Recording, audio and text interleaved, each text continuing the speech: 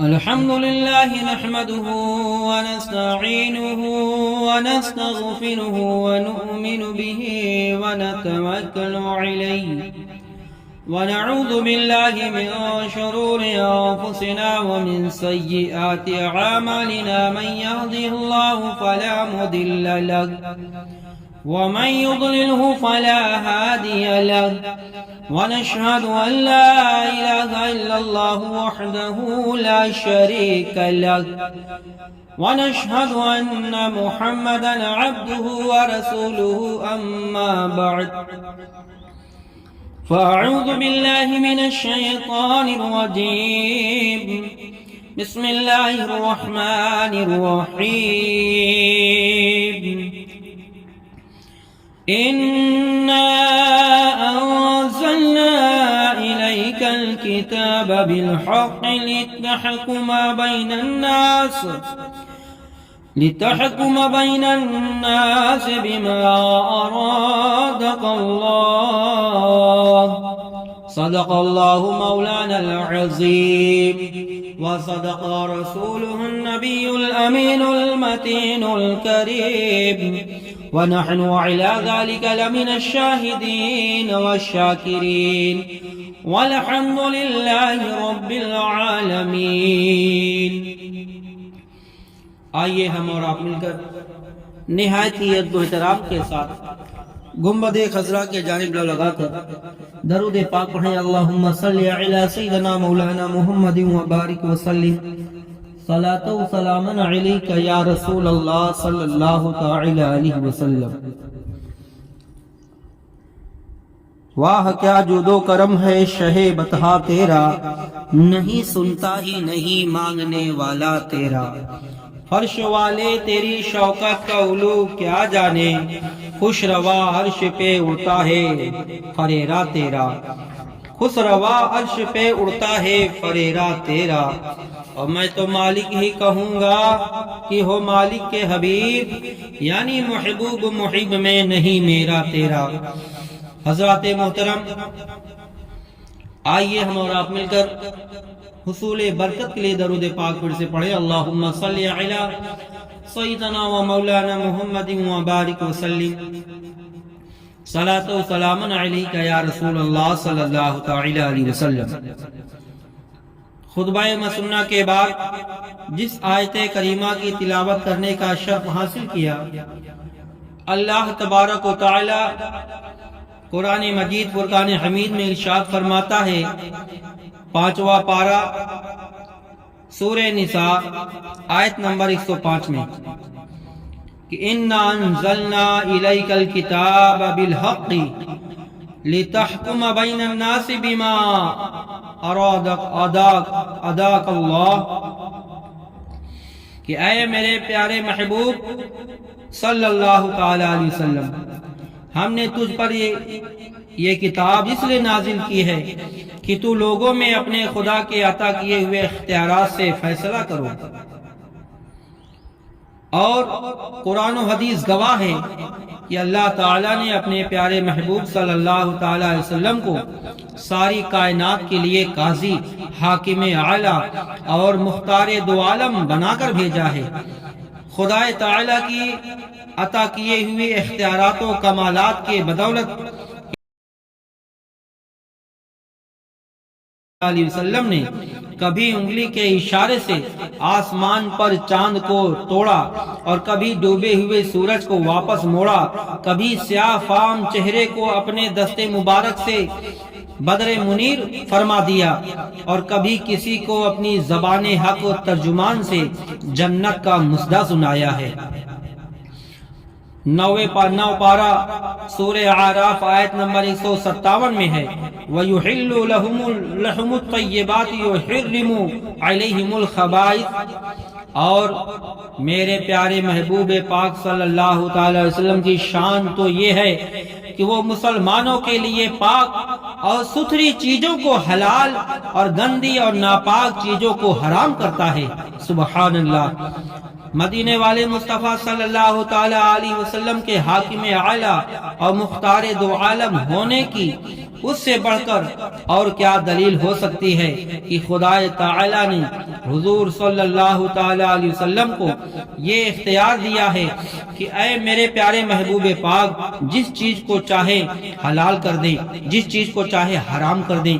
کملی والے آقا مصطفیٰ صلی اللہ تعالی علیہ وسلم کی حرام کی ہوئی چیزوں کو کوئی حلال نہیں کر سکتا۔ دنیا کا کوئی انسان تو درکنار، اللہ تعالیٰ بھی اپنے پیارے محبوب پاک صلی اللہ تعالی علیہ وسلم کے لیے کہ کیے ہوئے فیصلے کو رد نہیں کرتا۔ سبحان اللہ، اللہ کس قدر محبت کرتا ہے اپنے پیارے محبوب سے۔ پارہ 5 سورہ نساء آیت نمبر 65 میں ہے، فَلَا وَرَبِّكَ لَا يُؤْمِنُوا حَتَّى يُحَكِّمُوكَ، کہ اے میرے پیارے محبوب صلی اللہ تعالی علیہ وسلم، مجھے تیرے رب کی قسم، کوئی مومن اس وقت تک مومن نہیں ہو سکتا جب تک کہ وہ زندگی کے ہر معاملے میں تیری حکومت تسلیم نہ کرے گا، تیرے فیصلے کے سامنے اپنا سر تسلیم خم نہ کرے۔ آیت پارہ نمبر 5 آیت نمبر 6 سورہ نساء، وَمَا أَرْسَلْنَاكَ مِن رَّسُولٍ إِلَّا لِيُطَاعَ بِإِذْنِ اللَّهِ، اور ہم نے کوئی رسول ایسا نہیں بھیجا مگر اس لیے کہ اس کی ہر حالت میں اطاعت فرما برداری کی جائے، اس کی حکومت کو تسلیم کیا جائے۔ پھر ایمان والوں کی نشانی اور علامت اور اس کی شان بیان فرماتے ہوئے اللہ تعالیٰ نے فرمایا، سورہ نور پارہ 18 آیت نمبر 15، انما قول المؤمنین اذا دعوا الى اللہ ورسولہ لیحکم بینہم ان یقولوا سمعنا واطعنا واولئک هم المفلحون۔ ترجمہ کنز الایمان، ایمان والوں کی یہ بات پکی ہے کہ جب ان کو اللہ اور رسول کی طرف سے بلایا جاتا ہے تاکہ میرا محبوب ان کے درمیان فیصلہ کرے تو وہ کہتے ہیں ہم نے اپنے رسول کے فیصلے کو سنا اور تسلیم کیا، اور ایسے لوگ ہی بھلائی والے ہیں۔ سبحان اللہ۔ اس آیت مبارکہ پر غور کرو کہ ایمان والوں کو دعوت اللہ اور رسول دونوں کے لیے ہے، مگر فیصلہ اور حکومت صرف نبی کریم صلی اللہ تعالی وسلم کی، کیونکہ اگر فیصلہ کرنے میں اللہ تعالیٰ بھی شامل ہوتا تو صیغہ تثنیہ کا ہوتا، اور قرآن پاک کے الفاظ یوں ہوتے ہیں لیحکما، اور پھر خدا تعالیٰ نے منافقین کی نشانی، علامت، ان کی بد فطرتی کو بھی ساتھ ہی بیان کر دیا۔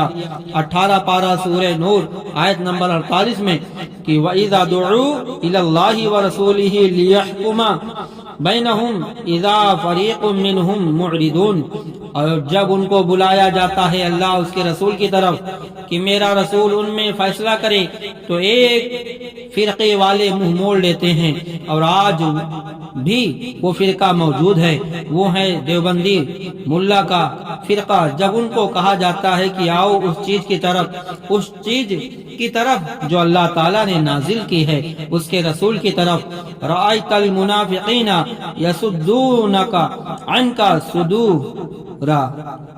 صدودا، تو دیکھتا ہے کہ منافق لوگ تیری طرف جانے سے رکتے ہیں، یعنی تیرے فیصلے اور تیری حکومت، تیرے اختیارات کو تسلیم نہیں کرتے۔ اللہ اللہ۔ تو جو قرآن کی یہ تمام آیتیں صاف صاف بتلا رہی ہیں کہ نبی کریم صلی اللہ تعالی علیہ وسلم خشاں خود ساختہ یا مسلمانوں کے چنے ہوئے قاضم حاکم اعلیٰ اور مختار دو عالم صلی اللہ تعالی علیہ وسلم نہیں بلکہ اللہ تعالیٰ کے منتخب کیے ہوئے ہیں۔ ان آیات سے بہت سی باتیں ثابت ہو رہی ہیں۔ نمبر 1، جو مومن نبی کریم صلی اللہ علیہ وسلم کے فیصلے کو تسلیم نہیں کرتا وہ مومن نہیں ہے، بلکہ اپنے دل میں ذرا سی تنگی محسوس کرنے سے بھی انسان کافر ہو جاتا ہے۔ نبی کی شان میں توہینی کرنے سے، ادنا توہینی کرنے سے انسان کافر ہو جاتا ہے۔ نمبر 2، ایمان والے حضور اکرم صلی اللہ تعالی علیہ وسلم کے ہر فیصلے اور اس کی حکومت اور اس کے اختیارات کو تسلیم کرتے ہیں۔ منافقین کملی والے آقا صلی اللہ تعالی علیہ وسلم کے کسی فیصلے اور ان کے اختیارات کو نہیں مانتے۔ نمبر 4، ہر نبی کو اس لیے بھیجا جاتا ہے کہ دنیا میں بسنے والے انسان اس کی اطاعت اور فرما برداری کریں۔ نمبر 5، کملی والے آقا صلی اللہ تعالی علیہ وسلم کو اللہ تعالی نے اختیار دے دیا تھا کہ وہ جس چیز کو چاہے حلال کر دیں، جس چیز کو چاہے حرام کر دیں۔ آگے ابھی میں آپ کو حدیث پاک بھی سناؤں گا۔ نمبر 6، آخری آیت نے تو بالکل ہی بے لاگ فیصلہ کر دیا۔ جو لوگ آقا مصطفیٰ صلی اللہ تعالی علیہ وسلم کی حرام کی ہوئی چیز کو حرام نہ مانیں، اس کے اختیارات کو تسلیم نہ کریں، ایمان والوں کا فرض ہے کہ ان سے جنگ کریں۔ اللہ اللہ، مندرجہ ذیل حدیث قرآنیہ پر غور کریں۔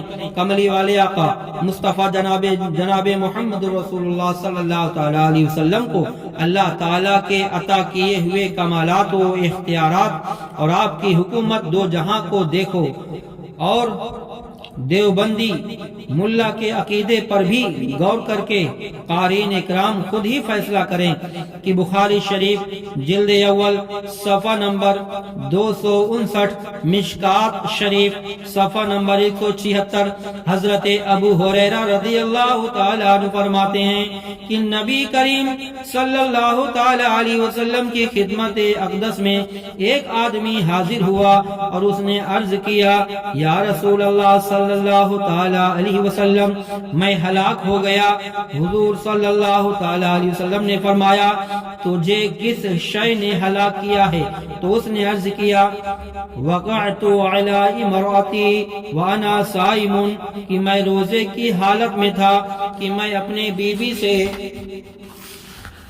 مجامعت کر بیٹھا ہوں، صحبت کر لیا ہوں۔ تو نبی کریم صلی اللہ تعالی علیہ وسلم نے خدائی فیصلے کے مطابق ارشاد فرمایا کہ غلام آزاد کر، غلام آزاد کرو، کیونکہ روزے کا کفارہ یہ ہے کہ غلام آزاد کر، روزہ رکھ کے توڑا ہے۔ اس نے عرض کیا، یا نبی اللہ صلی اللہ تعالی علیہ وسلم، میں غلام آزاد نہیں کر سکتا، میری اتنی ہمت پیسہ کوڑی نہیں ہے۔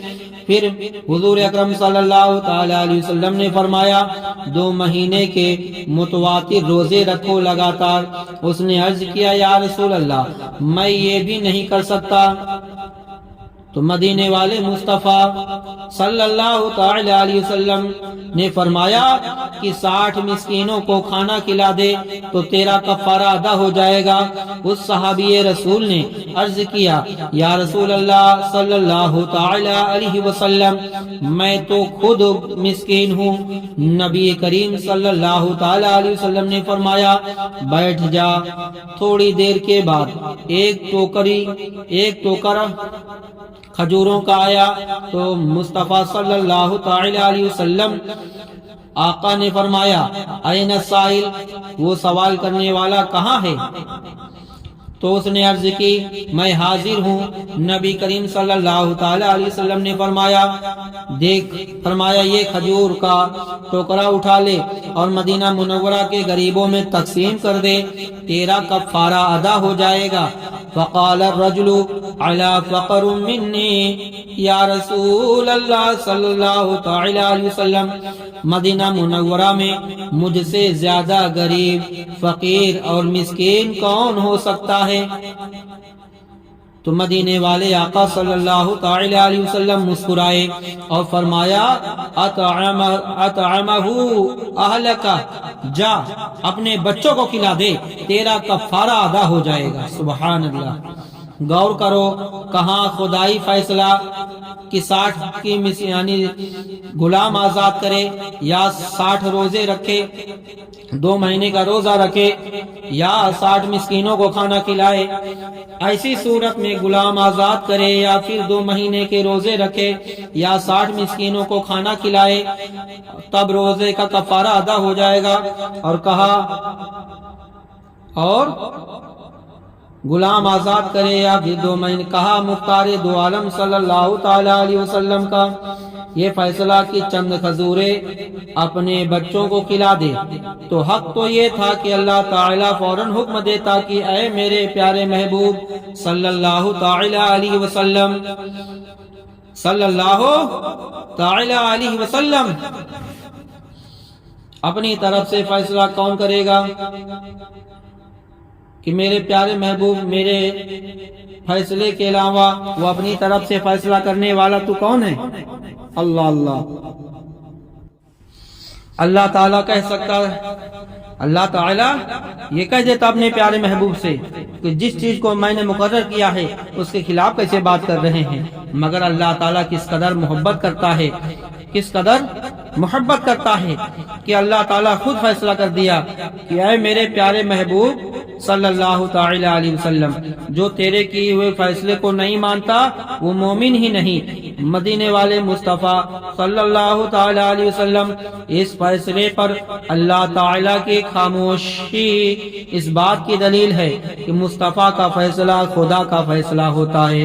مشکات شریف صفحہ نمبر 221، حضرت ابو ہریرہ رضی اللہ تعالی عنہ فرماتے ہیں کہ نبی کریم صلی اللہ تعالی علیہ وسلم نے ہمیں خطبہ دیا اور فرمایا اے لوگوں تم پر حج فرض کیا گیا، تو ایک آدمی نے عرض کیا اکلو عامن یا رسول اللہ صلی اللہ تعالی علیہ وسلم، کیا حج ہر سال فرض ہے؟ تو حضور صلی اللہ تعالی علیہ وسلم خاموش ہو گئے، یہاں تک کہ اس نے 3 بار اسی طرح اس بات کو دہرایا۔ تو نبی کریم صلی اللہ تعالی علیہ وسلم فرماتے ہیں لو قلت نعم لو جبت، اگر میں ہاں کہہ دیتا تو حج ہر سال فرض ہو جاتا۔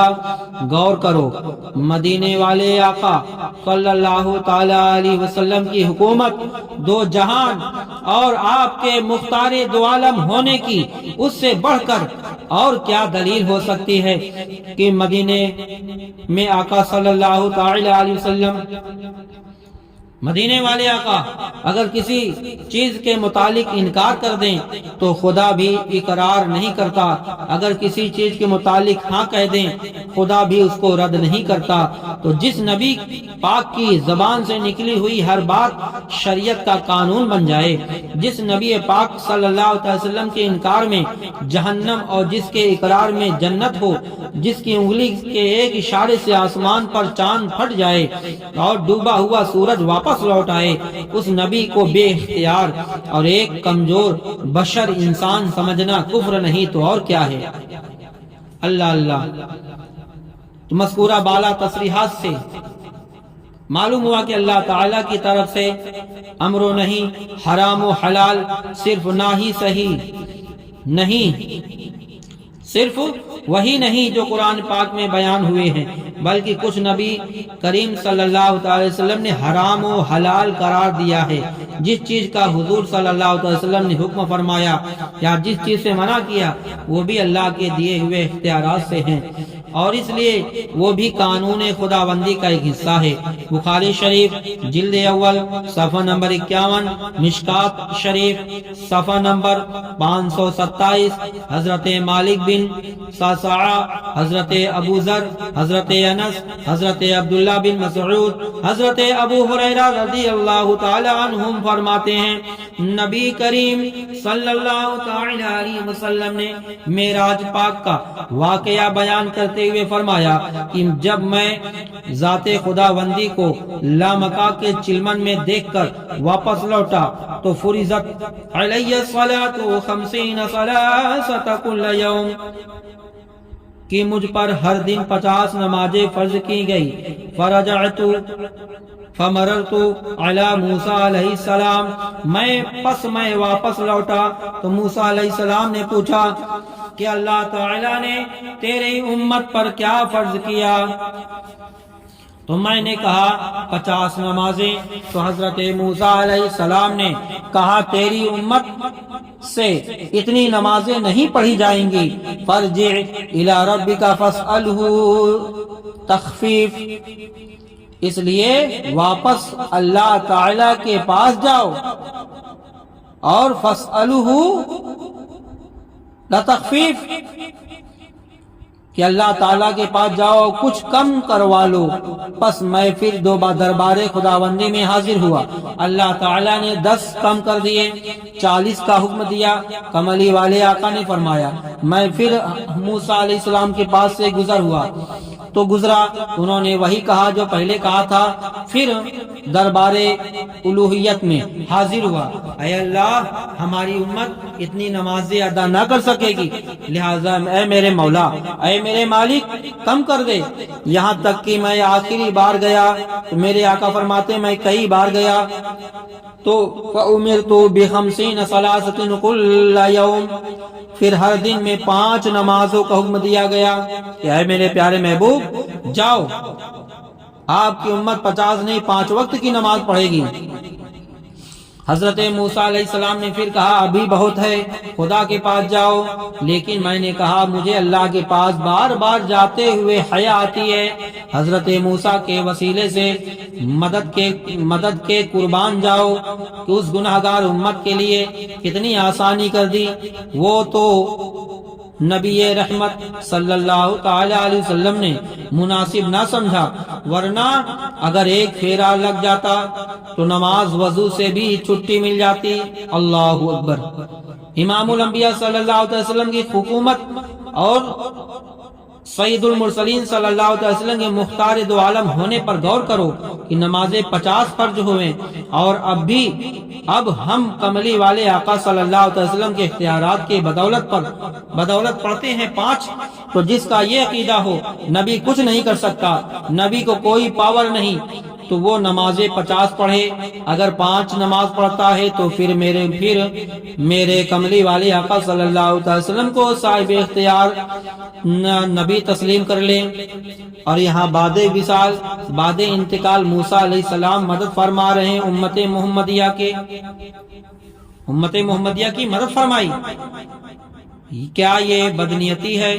نہیں، اللہ نبی معصوم ہوتے ہیں، اس کے اختیارات سے کم ہوئی نمازیں بھی 5 پڑھنا اس کے اختیارات کو نہ ماننا ہے۔ تو وہ نبی جو دفتر قدرت میں لکھی ہوئی 50 نمازیں کم کروا سکتا ہے، وہ قیامت کے دن اپنی امت کے گناہ بھی معاف کروائے گا۔ قربان جاؤ مختار دو عالم صلی اللہ تعالی علیہ وسلم کے اختیار پر۔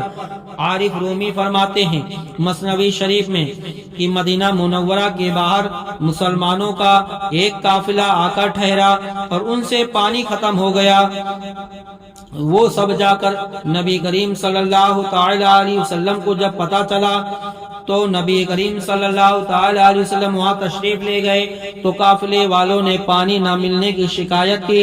امام الانبیاء صلی اللہ تعالی علیہ وسلم نے فرمایا اس پہاڑی پر چلے جاؤ، وہاں پر ایک حبشی غلام اپنے آقا کی پانی کی مشکیں بھرنے کے لیے جا رہا ہے، ان کو بلا لاؤ۔ غلام گئے، اس کالے رنگ والے حبشی غلام کو لے آئے۔ امام الانبیاء صلی اللہ علیہ وسلم نے فرمایا کہ اس کے مشکیزے کھول کر اپنے برتن بھر لو۔ تمام نے اپنے برتن بھر لیے۔ ایک غلام نے عرض کیا یا رسول اللہ صلی اللہ تعالی علیہ وسلم، ہمارے برتن تو بھر گئے لیکن اس حبشی غلام کے مشکیزے خالی ہو گئے۔ تو کملی والے آقا مسکرایا اور فرمایا وہ نبی جو تمہارے برتن بھر سکتا ہے وہ خالی اس کے بھی نہیں رہنے دے گا۔ تو حضور علیہ الصلوۃ والتسلیم نے اٹھے اور اپنا دست مبارک اس حبشی غلام کے مشکیزے میں ڈال دیا۔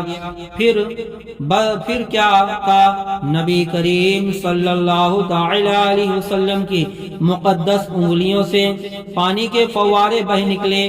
کالے رنگ والا حبشی غلام دیکھ کر حیران رہ گیا۔ اس نے عرض کی آپ کون ہیں؟ تو آقا صلی اللہ تعالی علیہ وسلم نے فرمایا میں اللہ کا نبی ہوں اور میرا نام محمد ہے صلی اللہ تعالی علیہ وسلم۔ تو اس غلام نے عرض کی مجھے کلمہ پڑھاؤ، وہ مسلمان ہو گیا۔ تو رحمت دو عالم صلی اللہ تعالی علیہ وسلم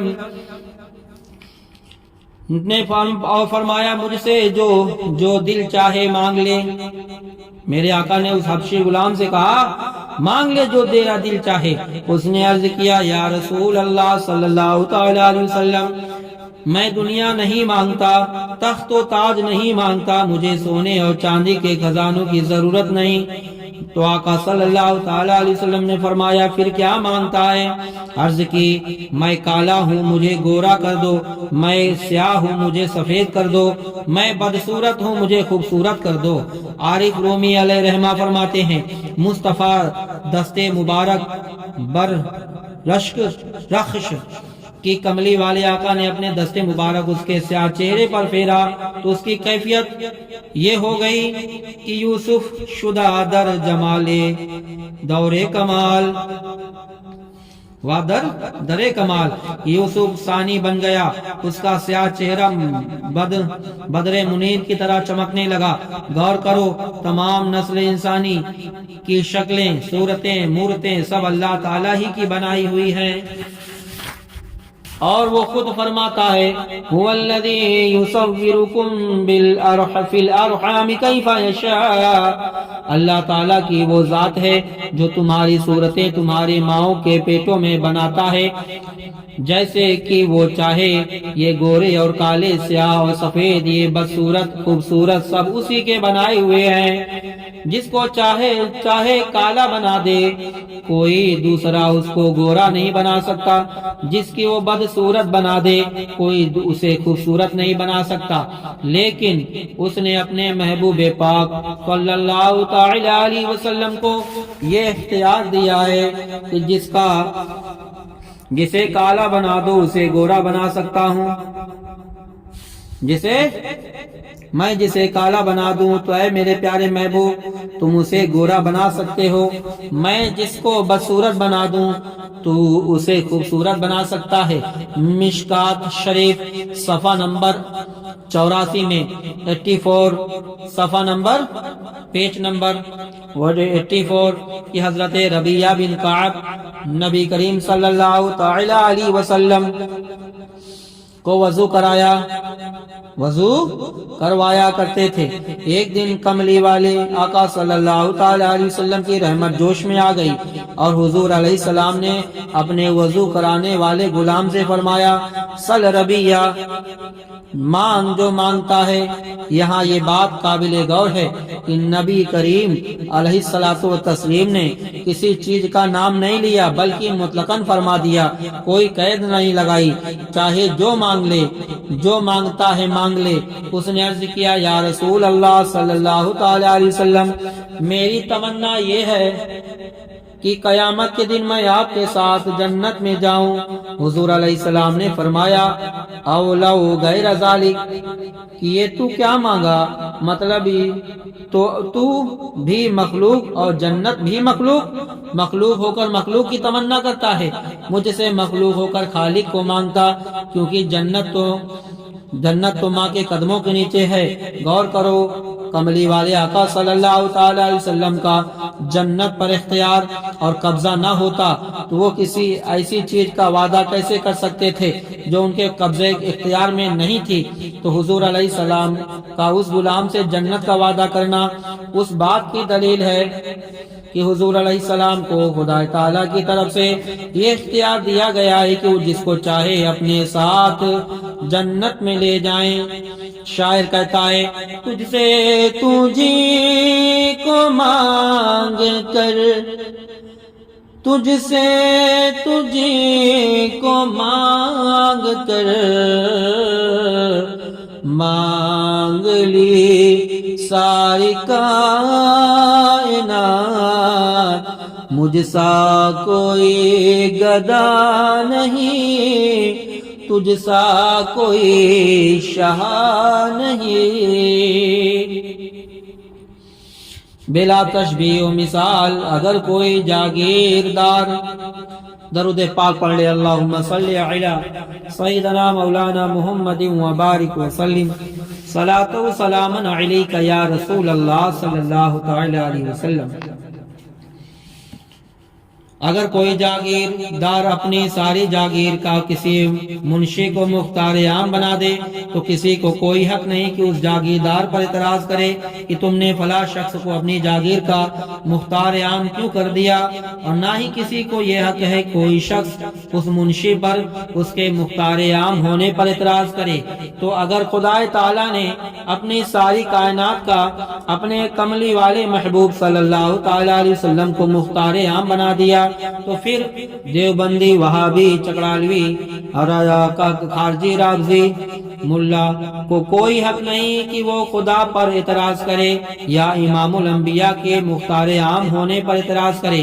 مشکات شریف صفحہ نمبر 494 494، حضرت انس رضی اللہ تعالیٰ عنہ فرماتے ہیں کہ نبی کریم صلی اللہ تعالیٰ علیہ وسلم نے فرمایا، اللہ تعالیٰ نے مجھ سے وعدہ کیا ہے قیامت کے دن اپنے 40,000 امتی بغیر حساب و کتاب کے جنت میں لے جانا۔ تو حضرت ابوبکر صدیق رضی اللہ تعالیٰ عنہ نے عرض کی کہ زدنا یا رسول اللہ صلی اللہ تعالی وسلم، کہ کچھ زیادہ کر دو۔ تو میرے آقا صلی اللہ تعالی علیہ وسلم نے مٹھی بھر کر فرمایا لو، اور زیادہ کر دیے۔ لیکن حضرت ابوبکر صدیق نے پھر عرض کیا زدنا یا رسول اللہ صلی اللہ تعالی علیہ وسلم، اور کچھ زیادہ کر دیں۔ تو حضور علیہ السلام نے پھر مٹھی بھر کر فرمایا لو، میں نے اور زیادہ کر دیا۔ وقال عمر وعنا یا ابا بکر، وقال ابو بکر وما علیک ان يدخلنا اللہ، یعنی یدخلنا اللہ کلنا الجنت۔ تو حضرت عمر فاروق نے عرض کیا اے ابا بکر، اے ابو بکر، حضور علیہ السلام کو چھوڑ دو۔ حضرت ابوبکر نے فرمایا اے عمر، آج خدا بھی رحمت میں ہے، سبحان اللہ، کملی والے آقا بھی شفقت میں ہے، اس لیے اگر آج اللہ تعالیٰ اپنے محبوب پاک کی بدولت ہم تمام کو جنت میں داخل کر دے تو تجھے کیا اعتراض ہے۔ حضرت ابوبکر صدیق کے عقیدے اور ایمان پر غور کرو کہ وہ کس طرح کملی والے آقا علیہ السلام کی مختار دو عالم ہونے پر یقین رکھتے ہیں۔ حضور صلی اللہ تعالی علیہ وسلم کے خدا کے ساری خدائی کے مختار دو عالم ہونے پر بھی غور کرو۔ حضرت ابوبکر صدیق رضی اللہ تعالیٰ عنہ کہنے پر کس شان سے اپنی امت کو بغیر حساب و کتاب کے جنتی بنا رہے ہیں۔ غرض امام الانبیاء جنتیوں کی کمی و بیشی کا اختیار تھا، اور ہوتا بھی کیوں نہ، جبکہ جنت کے درختوں کے پتے پتے پر جناب محمد رسول اللہ صلی اللہ تعالی علیہ وسلم کا نام نامی اسم گرامی لکھا ہوا ہے۔ تفسیر روح البیان جلد نمبر 3 صفحہ نمبر 148، ان ابراہیم علیہ السلام را فی الجنت جنت عریضۃ مکتوب علی اشجارها لا الہ الا اللہ محمد رسول اللہ۔ حضرت ابراہیم علیہ السلام نے خواب میں دیکھا جنت کے درختوں پیڑوں پر توحید بھی لکھی ہوئی ہے، لا الہ الا اللہ بھی لکھا ہوا ہے، اور محمد رسول اللہ صلی اللہ تعالی علیہ وسلم کا نام بھی ہے۔ اشعت اللمات جلد 4 صفحہ نمبر 14 صفحہ نمبر 257 میں حضرت شیخ عبدالحق محدث دہلوی فرماتے ہیں، کیا فرماتے ہیں؟ یہ فرماتے ہیں کہ جنت حقیقت عرش پر، آسمانوں پر، جنت کے دروازوں پر، جنت کے محلات پر، جنت کے درختوں پر، درختوں کے پتے، جلد نمبر 14 صفحہ نمبر 257 میں حضرت شیخ عبدالحق محدث دہلوی فرماتے ہیں، کیا فرماتے ہیں؟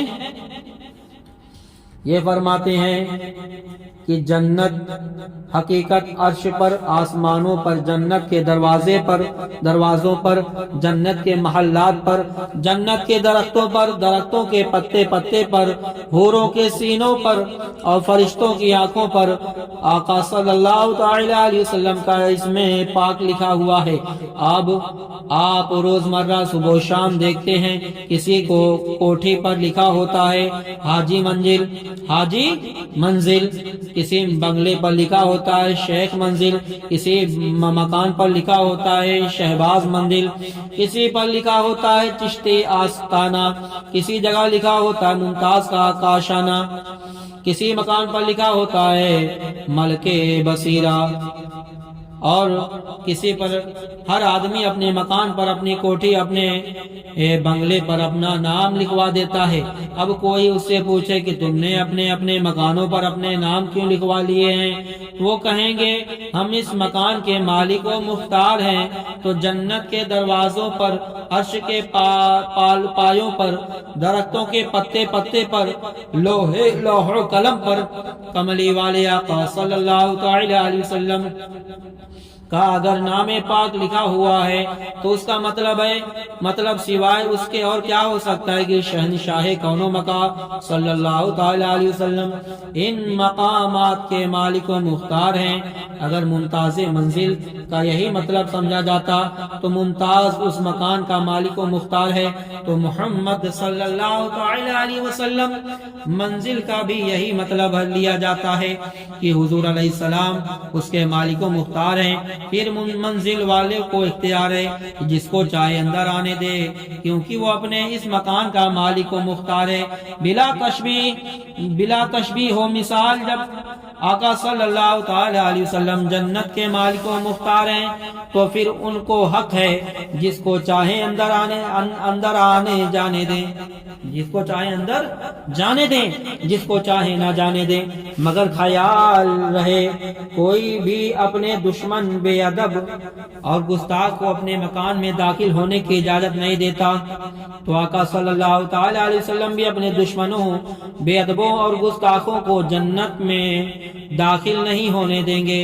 اللہ کرے دیوبندی ملا کو ہدایت نصیب ہو جائے۔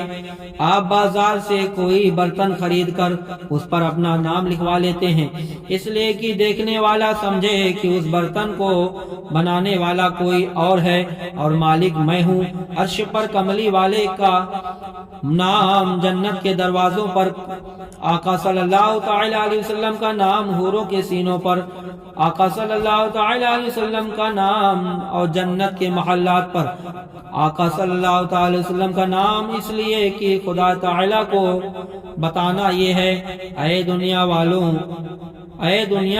والو اس ساری کائنات کا خالق میں ہوں، مالک میرا محبوب صلی اللہ تعالی علیہ وسلم۔ سبحان اللہ، کیا بہترین مثال ہے، کیا بہترین مثال ہے۔ خصائص الکبریٰ، علامہ جلال الدین سیوطی علیہ رحمۃ رضوان، جلد نمبر 2، تفسیر روح البیان، جلد نمبر 3، اور اسماعیل حقی علیہ رحمہ کی جنگ خیبر سے واپسی کے وقت صحابہ کے مقام پر امام الانبیاء صلی اللہ تعالی علیہ وسلم حضرت علی کے زانوں پر سر اقدر رکھ کر لیٹ گئے۔ اتفاق کی یہ بات ہے کہ حضور علیہ السلام نماز عصر ادا کر چکے تھے، نماز عصر ادا کر چکے ہیں، مگر حضرت علی کو ابھی عصر کی نماز پڑھنی ہے۔ سورج غروب ہوتا جا رہا ہے اور کائنات کا سردار حضرت علی کی گود میں لیٹا ہوا تھا۔ کیفیت یہ تھی، زمین پر عرش اعلیٰ کے نشان معلوم ہوتے تھے، علی کی گود میں دونوں جہاں معلوم ہوتے تھے۔ علی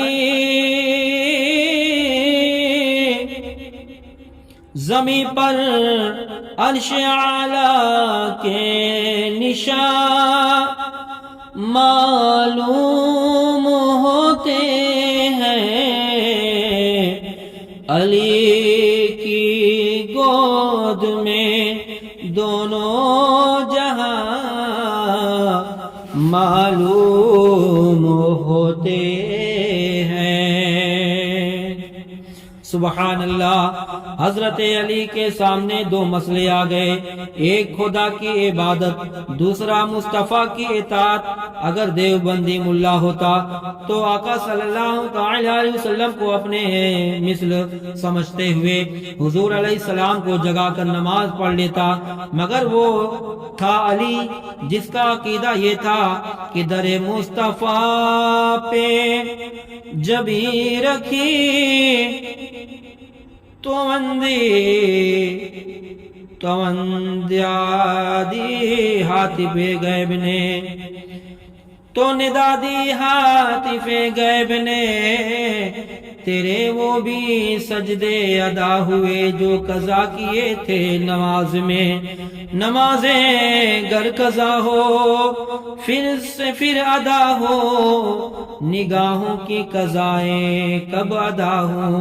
اس لیے انہوں نے سوچا نماز قضا ہو جاتی ہے تو ہو جائے، پھر ادا کر لوں گا، مگر خدا جانے کہ کملی والے آقا صلی اللہ تعالی علیہ وسلم کا سر اقدس پھر کبھی میرے جھولی میں آئے کہ نہ آئے۔ یہاں تک کہ سورج ڈوب گیا۔ آخر کار مصطفیٰ صلی اللہ تعالی علیہ وسلم از خواب در آمد، علی گفت یا رسول اللہ صلی اللہ تعالی علیہ وسلم، وقت نماز دیگر فوت شد و من نماز نکرا۔ رسول گفت اے علی چرا نماز نہ کر دی؟ گفت نہ خوست، تو جس کا ترجمہ فارسی میں لکھا ہے کہ حضرت علی نے عرض کیا یا رسول اللہ صلی اللہ علیہ وسلم، نماز عصر میں نے ادا نہیں کیا تھا، وہ قضا ہو گئی۔ میں نماز عصر نہیں ادا کیا تھا، قضا ہو گئی۔ فرمایا اے علی تو رو نہیں، علی تو نے نماز کیوں نہیں پڑھی؟ حضرت علی نے عرض کیا میں نے مناسب نہ سمجھا، آپ کے آرام اور خواب استراحت میں کوئی فرق آئے تو حضور صلی اللہ تعالی علیہ وسلم نے فرمایا اے علی تیری نماز تو قضا ہو گئی، مگر اب بتا کہ نماز ادا پڑھنی ہے یا قضا؟ حضرت علی رضی اللہ تعالی عنہ نے عرض کیا یا رسول اللہ صلی اللہ علیہ وسلم، غلام ہوں تیرا اور نماز پڑھوں قضا؟ کملی والے آقا مسکرایا اور فرمایا اے علی اٹھ اور نماز عصر پڑھ۔ عرض کی کملی والے آقا سورج تو غروب ہو چکا ہے، عصر کیسے پڑھوں؟ تو نبی کریم صلی اللہ تعالی علیہ وسلم نے فرمایا میں کہتا ہوں تم نیت کرو۔ حضرت علی اٹھے، نماز عصر کی نیت کی، اور ادھر آقا صلی اللہ تعالی علیہ وسلم مختار دو جہاں صلی اللہ تعالی علیہ وسلم نے اپنے دستے مبارک اٹھا کر دعا کی اللہم انا علینا علیا کان فی طاعتک و طاعت رسولک فردو علیہ الشمس۔ اے اللہ علی تیری اور تیرے رسول کی اطاعت میں تھا، اس نے میری خدمت اور اطاعت میں نماز قضا کر کے اپنے امتی ہونے کا حق ادا کر دیا۔ اب میرے نبی ہونے کا حق یہ ہے علی نماز قضا نہ پڑھے بلکہ ادا پڑھے، اس لیے علی کے لیے سورج کو واپس لوٹا دے۔ یہاں یہ بات قابل ذکر ہے، حضور صلی اللہ تعالی علیہ وسلم نے فرمایا علی تیری اور تیرے رسول کی اطاعت میں تھا۔ رسول کی اطاعت تو ضرور تھی، مگر خدا کی اطاعت کہاں تھی؟ کیونکہ وہاں تو نماز عصر کی قضا کی جا رہی ہے۔ تو یہ بات ہے، خدا ہی کا فیصلہ ہے، من یطیع الرسول فقد اطاع اللہ، جس نے رسول کی اطاعت کی اس نے اللہ تعالی کی اطاعت کی۔ سبحان اللہ سبحان اللہ۔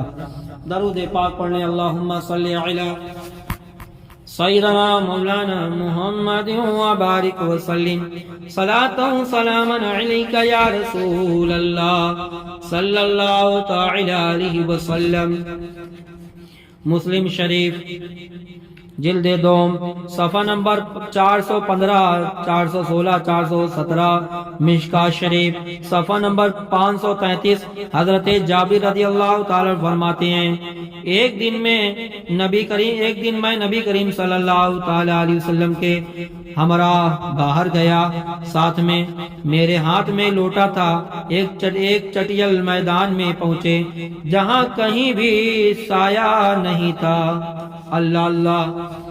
تو حضور علیہ السلام کو قضائے حاجت فرمانی تھی، تو نبی کریم صلی اللہ تعالی علیہ وسلم نے دو درخت دیکھے جو میدان کے دونوں کناروں پر تھے۔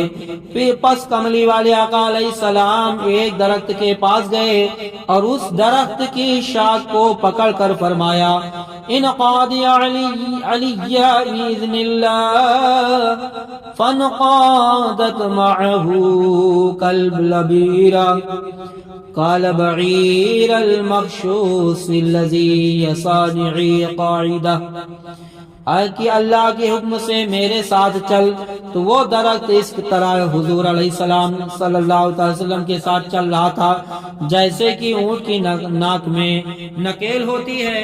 پھر وہ دوسرے درخت کے پاس گئے، وہ بھی نبی کریم صلی اللہ علیہ وسلم کے ساتھ پہلے کی طرح سے ہی آ گیا۔ تو آقا صلی اللہ تعالی علیہ وسلم نے قضائے حاجت فرمائی، اور پھر وقال براسہ ھذا واشارہ براسہ یمینا وشمالا، حضور علیہ السلام نے اپنے سر اقدس سے اشارہ فرما دیا، تو درخت اپنے اپنے مقام پر چلے گئے۔ پھر تاجدار کون و مکان مختار دو جہاں صلی اللہ تعالی علیہ وسلم نے ارشاد فرمایا، یا جابر حل رأیت بمقامی، اے جابر میرے مقام کو دیکھا؟ تو حضرت جابر فرماتے ہیں کہ میں نے عرض کیا، نعم، کہ ہاں یا رسول اللہ صلی اللہ تعالی علیہ وسلم، میں نے آپ کے مقام کو دیکھا۔ کاش دیوبندی وہابی ملا بھی کملی والے آقا علیہ الصلوۃ والتسلیم کے مقام کو سمجھیں۔ ترمذی شریف جلد نمبر 2 صفحہ نمبر 203 میں حضرت ابن عباس رضی اللہ تعالیٰ عنہ فرماتے ہیں، ایک اعرابی نبی کریم صلی اللہ تعالی علیہ وسلم کی خدمت میں حاضر ہوا اور اس نے کہا، بما عارف انکا نبی، میں کیسے معلوم کروں کہ تو نبی ہے؟ تو حضور علیہ الصلوۃ والتسلیم نے فرمایا، ان دعوت ھذا العزق من ھذا نخلتی تشہد انی رسول اللہ، کہ اگر میں فلاں درخت کی فلاں کھجور کو بلا دوں اور وہ آ کر میری رسالت کی گواہی دے تو تسلیم کرے گا، تو کلمہ پڑھے گا۔ تو اس نے مان لیا۔ پھر فدعاہ رسول اللہ صلی اللہ علیہ وسلم فجعل ينزل من نخلتی حتی سقط الى النبی، بس آقا صلی اللہ تعالی علیہ وسلم نے اس کھجور کو بلایا، وہ کھجور اپنے درخت سے ٹوٹی اور حضور علیہ السلام کے پاس آئی اور کلمہ شہادت پڑھا۔ پھر نبی کریم صلی اللہ تعالی علیہ وسلم نے فرمایا، ارجع، واپس لوٹ جاؤ۔ فعاد فسلم العرابی، پس وہ لوٹ گئی، وہ عربی مسلمان ہو گیا۔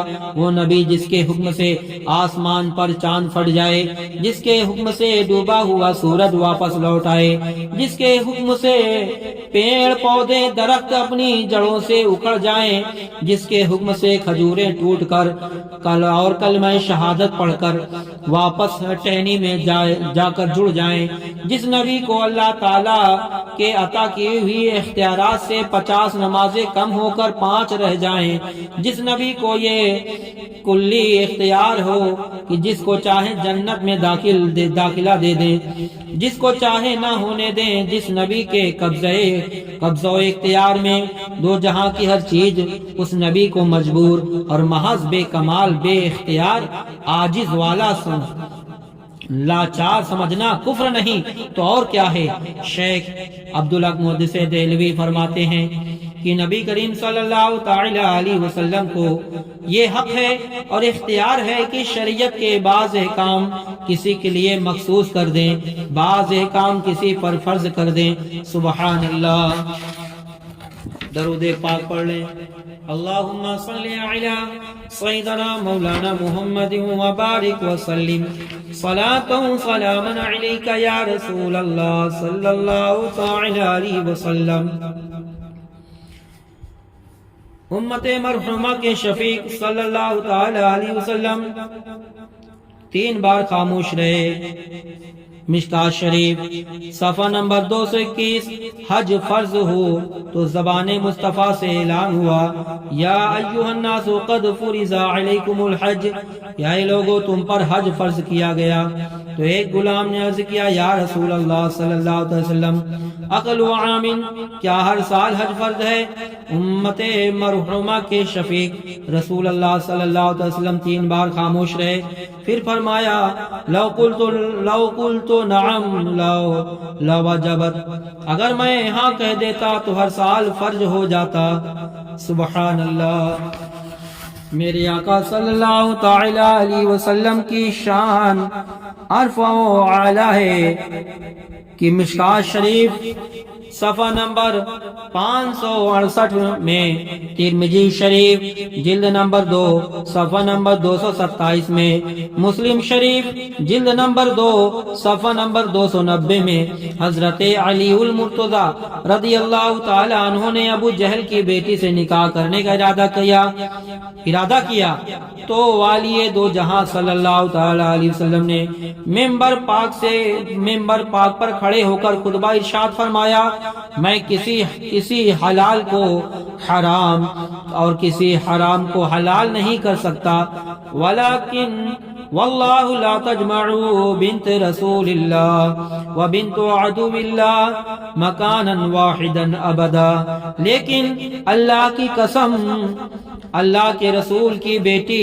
اور اللہ کے دشمنوں کی بیٹی ایک مکان میں کبھی بھی اکٹھا نہیں ہو سکتے۔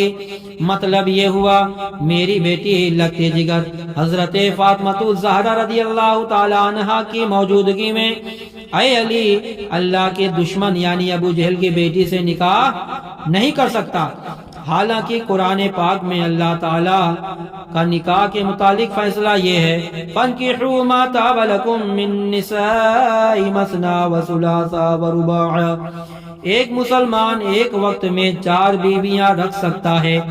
حق تو یہ تھا، حضرت علی رضی اللہ تعالیٰ عنہ حضور صلی اللہ تعالیٰ علیہ وسلم کے اس اعلان و فیصلے کے بعد عرض کرتے، یا رسول اللہ، جب اللہ تعالیٰ 4 نکاحوں کی اجازت دیا ہے تو آپ مجھے کیوں دوسرا نکاح کرنے کی اجازت نہیں دیتے؟ نہیں، وہ حضرت علی تھے، نبی سے بے پناہ محبت کرنے والے تھے۔ حضرت علی نے کوئی بات نہیں کی، وہ بالکل خاموش رہے۔ کیوں؟ اس لیے کہ وہ جانتے تھے، ان کا عقیدہ ایمان تھا کہ رسول مختار کل ہیں، رسول مختار کل ہیں صلی اللہ علیہ وسلم۔ اللہ کریم نے یہ حق اور اختیار دیا ہے کہ وہ چاہے کسی کے لیے کوئی بھی فیصلہ کر دیں، رد نہیں ہو سکتا۔ بخاری شریف صفحہ نمبر 832 جلد 2 صفحہ اور مسلم شریف 800 مسلم شریف جلد نمبر 2 صفحہ نمبر 155 میں حضرت عقبہ بن عامر رضی اللہ تعالیٰ عنہ فرماتے ہیں، قسم النبی صلی اللہ تعالی علیہ وسلم بین صحابی زحایا فصارت لعقبت جزعت وقلت یا رسول اللہ صلی اللہ تعالی علیہ وسلم صارت لی جزعت قالت دح بها کہ نبی کریم صلی اللہ تعالی علیہ وسلم صحابہ کرام میں قربانی کے جانور تقسیم کر رہے تھے تو میرے لیے جزع رہ گیا، جزع رہ گیا۔ میں نے عرض کیا یا رسول اللہ میرے حصے جزع آیا ہے، یعنی 6 ماہ کا بچہ۔ فرمایا جاؤ تم اس کی قربانی کر دو۔ قارئین کرام یاد رہے قربانی کے جانور کی عمر 1 سال کی ہونی چاہیے، بکرا بکری کے دمبا کی، لیکن مختار دو عالم صلی اللہ تعالی علیہ وسلم خدا کی خدائی کے حکمراں حضرت احمد مصطفیٰ صلی اللہ تعالی علیہ وسلم نے 6 ماہ کے جانور کی قربانی حضرت عقبہ بن عامر کے لیے جائز قرار دے دی۔ سبحان اللہ۔ کیوں؟ اس لیے کہ شریعت کے احکام میں ترمیم کرنے کا حق اور اختیار پاور اللہ کریم نے اپنے پیارے محبوب صلی اللہ تعالی وسلم کو دے رکھا ہے۔ پھر کلی اختیار تفویض کرنے کے بعد اہل ایمان کو بھی حکم دے دیا ہے اطیعوا اللہ اطیعوا الرسول، اے ایمان والو اللہ اس کے رسول کی اطاعت کرو۔ سبحان اللہ سبحان اللہ۔ درود پاک پڑھیں۔ اللہم صلی علی سیدنا مولانا محمد وبارک وسلم صلاۃ و سلاما علیک یا رسول اللہ صلی اللہ تعالی علیہ وسلم۔ 18 پارہ سورہ نور میں اللہ تعالیٰ فرماتا ہے، آیت نمبر 55، اقیموا الصلاۃ وآتوا الزکاۃ واطیعوا الرسول لعلکم ترحمون۔ اے ایمان والو نماز قائم کرو اور زکوٰۃ ادا کرو اور رسول مقبول صلی اللہ تعالی علیہ وسلم کی اطاعت کرو تاکہ تم پر رحم کیا جائے اور تاکہ تم پر رحم پانے والوں میں سے ہو جاؤ۔ سبحان اللہ سبحان اللہ۔ میرے آقا میرے مدینے والے مصطفیٰ صلی اللہ تعالی علیہ وسلم کی کیا شان ہے۔ شاعر کہتا ہے، آ گیا جس کا نہیں کوئی ثانی وہ رسول، اوج فطرت پر ہے جس کی حکمرانی وہ رسول، زندگی بھر جو رہا بن کر سپاہی وہ رسول، جس کا ہر ایک سانس قانون الہی وہ رسول۔ آقا صلی اللہ تعالی علیہ وسلم حدیث پاک میں کہ اے ایمان والو رسول پاک جو تمہیں دے لے لو۔ قرآن کہتا ہے کہ اے ایمان والو جو رسول پاک تمہیں دے لے لو، اور جس چیز سے منع کر دیں اسے چھوڑ دو۔ بخاری شریف جلد نمبر 1 صفحہ نمبر 94، مشکات شریف صفحہ نمبر 127، مسلم شریف جلد 2 صفحہ نمبر 155 میں نبی کریم صلی اللہ تعالی علیہ وسلم نے ایک اعرابی سے گھوڑا خریدا اور قیمت ادا کر دی۔ فرمایا گھوڑا میں کل لے جاؤں گا۔ اعرابی کا نام سوا بن حارث تھا۔ اگلے دن حضور صلی اللہ تعالی علیہ وسلم گھوڑا لینے کے لیے گئے۔ وہ مکر گیا کہ میں نے گھوڑا فروخت ہی نہیں کیا۔ نبی کریم صلی اللہ تعالی علیہ وسلم کے اصرار کرنے پر اعرابی کہنے لگا، ہلما شہیدن یشہد انی بعتک، کہ اے محمد صلی اللہ تعالی علیہ وسلم کوئی گواہ لاؤ جو گواہی دے کہ میں نے گھوڑا بیچا ہے تو میں گھوڑا تمہیں دے دوں گا، کیونکہ تمہاری شریعت میں گواہ کی اہمیت ہے۔ امام الانبیاء صلی اللہ تعالی علیہ وسلم حیران ہوئے، گھوڑا خریدتے وقت اور کوئی بھی موجود نہ تھا، میں گواہ کہاں سے لاؤں؟ اتفاقاً سے حضرت خزیمہ بن ثابت کہیں سے آ گئے۔ جھگڑا سن کر حضرت خزیمہ رضی اللہ تعالی عنہ نے اعرابی سے کہا، میں گواہی دیتا ہوں کہ رسول خدا صلی اللہ علیہ وسلم نے گھوڑا خریدا ہے۔ اعرابی نے گھوڑے دے دیے۔ رحمت دو جہاں صلی اللہ تعالی علیہ وسلم نے حضرت خزیمہ بن ثابت رضی اللہ تعالیٰ سے پوچھا، کل جس وقت میں نے گھوڑا خریدا تھا اس وقت تو تو تو یہاں موجود نہیں تھا، پھر تو نے گواہی کیوں دی؟ عرض کیا بتصدیقی کا، آپ کی تصدیق کے لیے، مطلب یہ یا رسول اللہ صلی اللہ تعالی علیہ وسلم، آپ کے کہنے پر ہم نے خدا کو مان لیا۔ آپ نے کہا آپ نے یہ کیوں نہیں مانتا کہ آپ نے گھوڑا خریدا؟ آپ نے کہا جنت ہے، دوزخ ہے، حساب و کتاب ہے، سب پر ایمان لایا، مان لیا۔ تو یہ تو ایک دنیاوی چیز ہے، اس کی کیا اوقات آخرت کے اعتبار سے؟ حضرات گرامی، شریعت مطہرہ کے معاملات میں قرآن کریم کا فیصلہ ہے کہ دو گواہ ہو جو کہ عاقل و بالغ ہوں، لیکن حضور علیہ السلام نے حضرت خزیمہ بن ثابت کی ایک گواہی دو مردوں کے برابر قرار دے دی۔ اس لیے شہنشاہ دو عالم صلی اللہ تعالی علیہ وسلم ساری کائنات کے حاکم بھی ہیں، اللہ کی عدالت کے قاضی بھی ہیں، خدا کی خدائی کے فرما نروا بھی ہیں، اور دونوں جہاں کے مالک مختار بھی ہیں۔ یہ منصب انہیں کسی انسان نے نہیں دیا، بلکہ اللہ تعالی نے خود ہی عطا کیا ہے۔ سبحان اللہ، سبحان اللہ۔ درود پاک پڑھیں۔ اللہم صلی علی سیدنا مولانا محمد وبارک وسلم، صلاۃ و سلاما علیک یا رسول اللہ صلی اللہ تعالی علیہ وسلم۔ آخری میں حدیث پاک، اس پر اپنی تقریر اختتام کرتے ہیں۔ اس سے قبل درود پاک پڑھنے، اللہم صلی علی سیدنا مولانا محمد وبارک وسلم، صلاۃ و سلاما علیک یا رسول اللہ صلی اللہ تعالی علیہ وسلم۔ مخالفین کو معلوم ہونا چاہیے، ایک سوال کرتے ہیں، یا ایھا النبی لما تحرم ما حل اللہ لک، کہ اے میرے رسول صلی اللہ علیہ وسلم، تو نے اپنے اوپر اس چیز کو کیوں حرام کر لیا جسے اللہ نے تیرے لیے حلال کیا ہے؟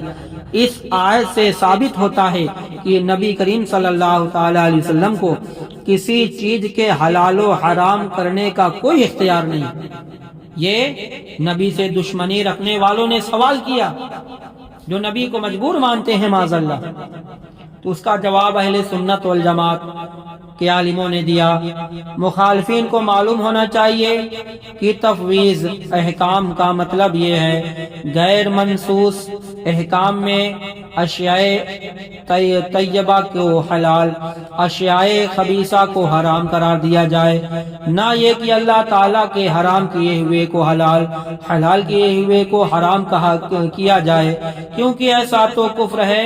تفسیر کبیر جلد 8 صفحہ نمبر 164 کہ تحرم ما احل اللہ غیر ممکن، لما ان الحل ترجیع جانب الحل، جس کا ترجمہ کہ اللہ تعالیٰ کے حلال کردہ کی تحریم غیر ممکن ہے، اس لیے کہ حلال جانب حلت کی ترجیح اور تحریم جانب حرمت کی ترجیح، پس دونوں ترجیحوں کی اجتماع کی کوئی گنجائش نہیں کہ اس تحریم سے مراد انتفاع بالا ازواج سے رک جانا ہے، نہ یہ کہ اللہ کے حلال کے بعد اس کی حرمت کا اعتقاد رکھنا۔ بس نبی کریم صلی اللہ تعالی علیہ وسلم انقطاع معل ازواج سے رک گئے تھے، باوجود اس کی حلت کے اعتقاد کے۔ جس شخص نے یہ اعتقاد کیا کہ تحریمی بعین ہی اللہ تعالیٰ کے حلال کردہ کی تحریم ہے تو وہ کافر ہے۔ پھر حضور علیہ السلام کی طرف اس کی نسبت کیسے کی جا سکتی ہے؟ معاذ اللہ، کیا ہمارے نبی کفر کیے؟ توبہ توبہ، معاذ اللہ، نبی تو معصوم ہے۔ بعض مفسرین کا اس میں بھی اختلاف ہے، تحریم کس امر پر واقع ہوئی۔ بعض روایت میں یوں ہے کہ سید المرسلین صلی اللہ تعالی علیہ وسلم شہید کے شریعت کو پسند فرماتے تھے۔ ایک موقع پر حضرت زینب رضی اللہ تعالی عنہ زوجہ رسول صلی اللہ علیہ وسلم کے پاس تھوڑا ساتھ شہد جمع ہو گیا تو نبی کریم صلی اللہ تعالی علیہ وسلم جب کبھی ان کے گھر تشریف لے جاتے تو وہ حضور علیہ السلام کو شہد کا شربت پیش کرتی۔ اس سبب سے حضور صلی اللہ تعالی وسلم کو حضرت زینب رضی اللہ تعالی عنہا کے پاس زیادہ توقع ہو جائے تو بعض ازواج کو یہ بات ناگوار گزری، چنانچہ حضرت حفصہ، حضرت عائشہ رضی اللہ تعالی عنہما نے یہ فیصلہ کر لیا کہ اب اگر نبی اکرم صلی اللہ تعالی علیہ وسلم حضرت زینب کے گھر سے شہد کا شربت پی کر آئیں تو ہم میں سے ہر ایک ان سے کہے آپ کے دہن مبارک سے مغافیرہ کی بو آتی ہے۔ مغافیرہ ایک درخت کی گوند ہے جس کی بو اچھی نہیں ہے۔ چنانچہ ایک دن سید الانبیاء صلی اللہ تعالی علیہ وسلم حضرت زینب کے گھر سے شہد کا شربت پی کر آئے تو وہ دوسرا امہات المومنین بولی یا رسول اللہ صلی اللہ تعالی علیہ وسلم آپ کے دہن مبارک سے مغافیر کی بو آتی ہے۔ فرمایا میں نے تو مغفور نہیں کھایا بلکہ زینب کے گھر کا شہد کا شربت پیا ہوں۔ اس بات پر اصرار ہوا تو نبی کریم صلی اللہ تعالی علیہ وسلم نے فرمایا حرمت العسل علی نفسی فواللہ لا اکلہ ابدا، میں نے شہد کو اپنے اوپر حرام کر لیا، اللہ کی قسم اب میں اسے کبھی نہیں کھاؤں گا۔ یہ قسم اس لیے کھائی تاکہ آئندہ مجھے کوئی شہد نہ کھلاوے۔ اس بات پر اس پر یہ آیت نازل ہوئی۔ دوسری روایت یہ ہے ایک دن شہنشاہ دو عالم صلی اللہ تعالی علیہ وسلم شہنشاہ دو عالم صلی اللہ تعالی علیہ وسلم حضرت حفصہ کی باری پر ان کے گھر تشریف لے گئے۔ وہ اتفاق اپنے باپ کے خبر لینے گئی ہوئی تھی تو حضور علیہ السلام نے حضرت ماریہ قبطیہ کو طلب کی کر کے اپنی خدمت سے سرفراز فرمایا تو حضرت حفصہ رضی اللہ تعالی عنہ کو اس بات کا پتہ چلا تو انہیں رنج ہوا۔ نبی کریم صلی اللہ تعالی علیہ وسلم نے فرمایا حفصہ کیا تو راضی ہے میں ماریہ کو قبطیہ کو اپنے اوپر حرام کر لوں؟ عرض کی ہاں میں راضی ہوں۔ یہ آیت نازل ہوئی جن چیزوں اور جن عورتوں کو میں نے تم پر حلال کر رکھا ہے تم انہیں اپنے اوپر حرام کیوں کرتے ہو؟ سوال اگر نبی کریم صلی اللہ علیہ وسلم کو کوئی اختیار ہوتا تو اپنے چچا ابو طالب کو مسلمان کر لیتے۔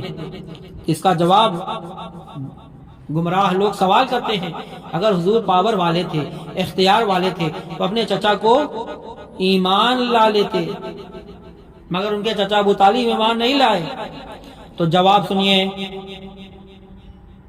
کہ امام الانبیاء صلی اللہ تعالی علیہ وسلم کا جب وصال پاک ہوا تو اس وقت 1,14,000 مسلمان تھے۔ انہیں مسلمان کس نے کیا؟ جواب یہی ہوگا کہ رسول اللہ صلی اللہ تعالی علیہ وسلم نے۔ تو پھر ان بے ادب گستاخ لوگوں کو صرف ابو طالب کے ایمان نہ لانے پر اعتراض کیوں؟ صحیح نہیں۔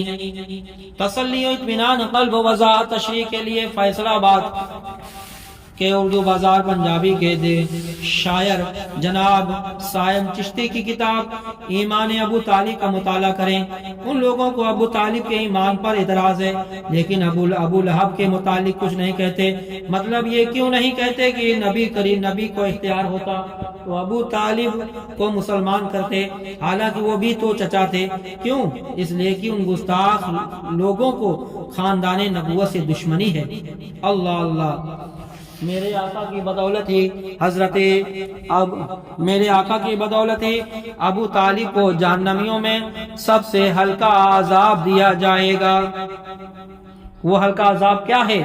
جب صحابی نے عرض کیا یا رسول اللہ صلی اللہ علیہ وسلم آپ کے چچا ابو طالب نے آپ کی بڑی خدمت کی، آپ کے دشمنوں سے دشمنی مول لی، آپ کی خدمت سر انجام دیا، مگر یا رسول اللہ وہ ایمان نہیں لائے، ظاہراً کلمہ نہیں پڑھے، تو وہ تو جہنم میں ہیں۔ کیا صلہ دیا آپ نے؟ میرے آقا نے فرمایا میرے ساتھ جو بھی صلہ رحمی کیا اللہ نے اس کا اجر ہر اس شخص کو دیا ہے۔ تو سنو اے میرے پیارے صحابہ، میرے چچا کو جہنمیوں میں سے سب سے ہلکا عذاب میری وجہ سے دیا جائے گا۔ جہنمیوں میں سب سے ہلکا عذاب، وہ ہلکا عذاب کیا ہوگا؟ صرف جہنم کی جوتی پہنا دی جائے گی جس کی وجہ سے بھیجا کھولتا ہوگا۔ اللہ اکبر۔ نبی کی جو خدمت کی تھی اللہ تعالیٰ ان کو جہنم میں ہلکا عذاب صرف جہنم کی جوتی کر پہنا دے گا جس کی وجہ سے بھیجا کھولتا ہوگا۔ اللہ اللہ، میرے نبی کے اختیار و کمالات کے کیا کہنے۔ اللہ سے دعا گو ہے کہ اللہ تعالیٰ اپنے نبی کی محبت میں جلائے، اپنے نبی کی محبت میں اٹھائے، اپنے نبی کی محبت میں سلائے۔ اللہ تعالیٰ ہم سب کا ایمان پر خاتمہ عطا فرمائے۔